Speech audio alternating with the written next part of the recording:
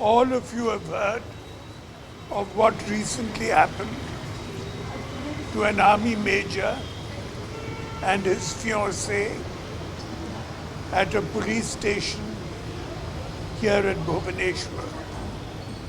This is very, very shocking news of the violence that was meted out to both of them and the alleged sexual assault on the major's fiancée.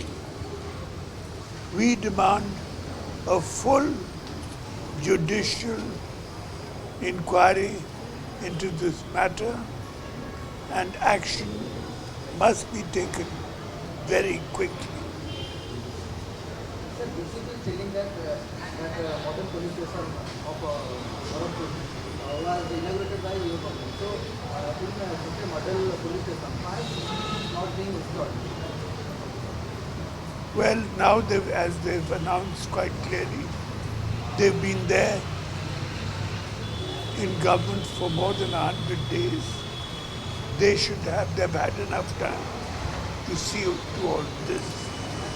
In the time of our government, we had a program where I and my ministers would ring up the telephone, the police stations, to ask if there were any complaints from any of the people who visited the police station. What is BJP's stand on the one nation, one election, which was recently approved by the Indian government? The announcement of the one nation, one election stand, which was recently announced by the Union government. We are awaiting the details of that before we comment on it. Some lakhs of devotees in Tirupati has been cheated after the temple emerged that the Tirupati laddu was made of beef fat, pig fat with beef. So how do you see this incident? On the face of it, it is very shocking.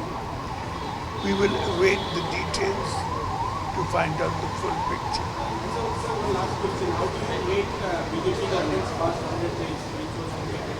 I think all of you will see clearly what is happening in the law and order situation. That no action has been taken about